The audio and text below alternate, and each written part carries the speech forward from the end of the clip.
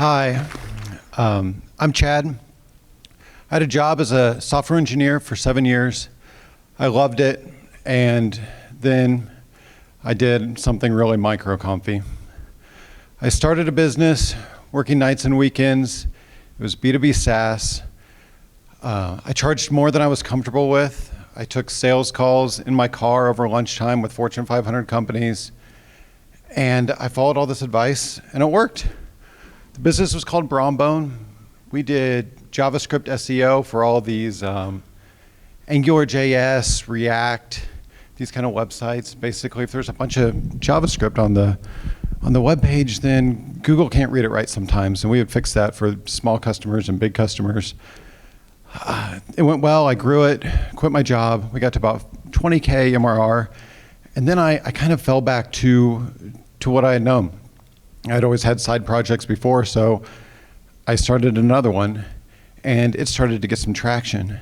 I decided to sell Brombone and focus on my new business. What was that new business? Well, since everything had gone so well with Brombone, I thought, why not do the complete opposite this time?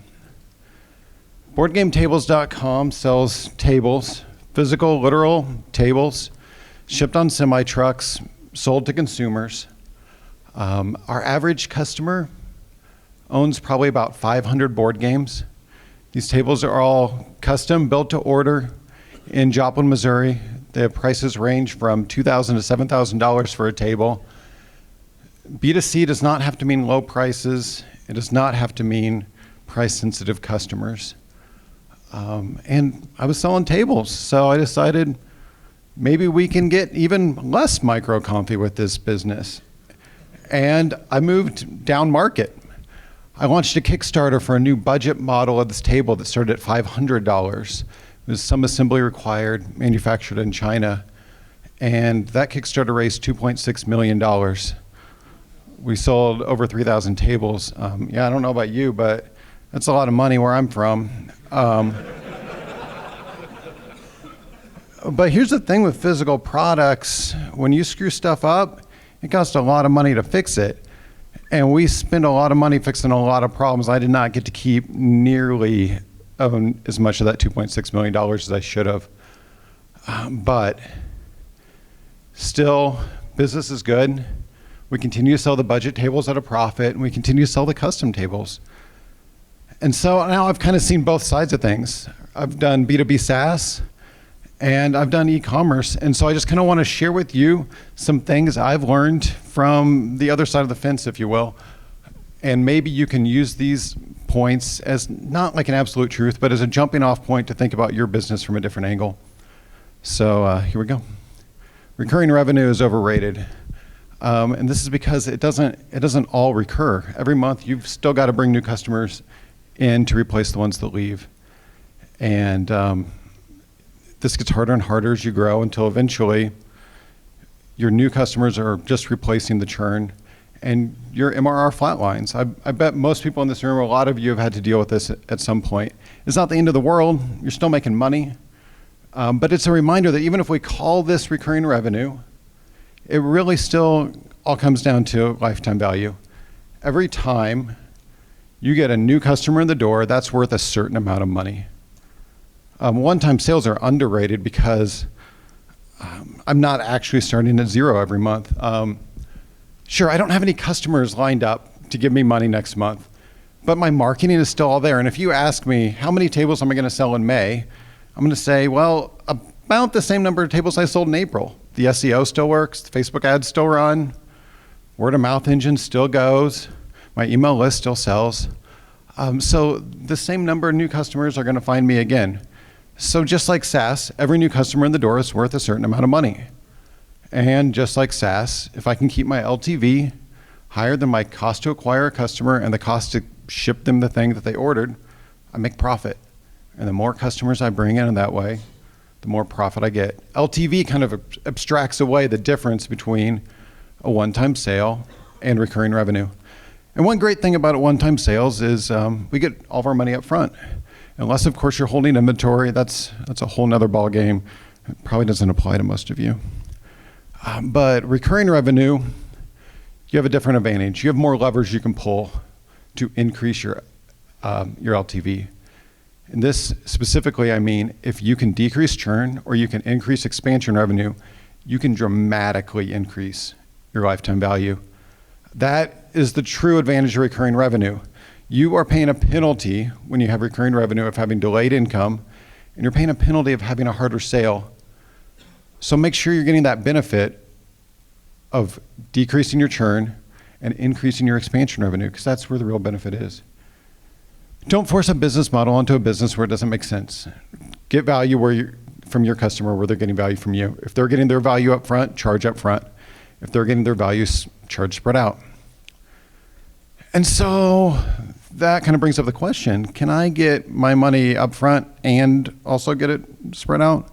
No, those words are opposites. You can't do both. But we want to anyway, right?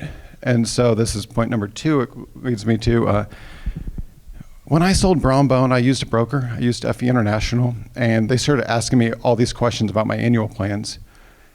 And I didn't really understand why at first. Businesses are generally sold on a multiple of last 12 months profit. But what I didn't know is that sometimes sellers won't give you full credit in that calculation for annual plans that you've sold in the last 12 months. And I'm not just talking about prorating for the services you haven't provided yet. I'm saying that when calculating the value of your business, sometimes, not all the time, but sometimes, annual recurring revenue is considered less valuable than monthly recurring revenue. And why is that? Because annual plans can be used to mask churn problems. All of our customers are churning after 4 months. What do you think we should do about it? I know, huge discount. Get them to give us all their money up front before they realize our software sucks. Don't mask your churn problems, fix them instead. And just fix them, right? Way easier said than done. But it's also way better long-term to fix the problem. If you're masking it, you're just hiding it from yourself. And that's the worst person to hide it from. And if you are going to keep annual plans, monitor those users and find out if they have stopped using your product and consider them to be churned when they've stopped using, not when they've stopped paying. Fix the problem at that point. You should be doing this really with your monthly plan users as well. Some customers are just destined to churn, right? With Braun Bone, you get startups that would sign up and then they go out of business. And I don't think there was anything I could do to fix that. And so maybe there's an argument there. Yeah, let's get the money from them up front while we can before they go under. I don't know, but I think that kind of misses the point. Your path to growth is not squeezing as much as you can out of your bad customers. Your path to growth is making your product great for your good customers. There are reasons to have annual plans. Just make sure if you're going to do it, you're doing it because it's right for your business and not because that's what everybody else is doing. And if you're not restricted by cash flow, then I'd give serious pause before offering big discounts for this. Moving on to point number 3. Moving down market is possible, but it's different than charging less. When I launched the new table on Kickstarter, that table is clearly differentiated from our high dollar table. And differentiated, that's marketing speak for not as good. And but it brought us to new customers who were never going to buy our more expensive tables. Now, we did lose some sales to cannibalization, but we also got more sales of the high dollar tables because the low dollar table gave us more brand awareness. It's been a lot of work. If this were MicroConf Starter Edition, I would just say, no, don't do it. You can't move down market. Don't even try. But this is growth, so I want to say it's possible. Just make sure your product is different. Make sure you're targeting an audience that is both new and larger, and be ready to work. There's a lot I still don't understand about this. It's tricky. It's really situational. So moving on to point number 4. A great thing about B2B software, a great thing about B2B businesses, the reason people tell you to start these B2B companies is that if you can just show positive ROI, a business pretty much has to sign up, right? I mean, after all, that's what businesses do. If they can give you $1,000 and it makes them $2,000, it's a no-brainer. But the great thing about B2C is I don't have to show positive ROI. Yeah, you guys know, it's not as easy as it sounds to prove it, right? There's opportunity costs, there's setup expenses, there's attribution problems. Did we really get that sale because we're using our software? Would we have sold it to them anyway? With B2C, I just have to make them want it. Look at this pretty picture. Do you want the thing in the picture? Give me money, you can have the thing. That's what it comes down to. Logic can be tricky, ROI can be tricky, but you can want anything. And here's the secret. Businesses are people. When a business buys your product, a person is making that decision. What can you do to make them want it? This is harder with B2B, but I think it's still possible. Is your product pretty?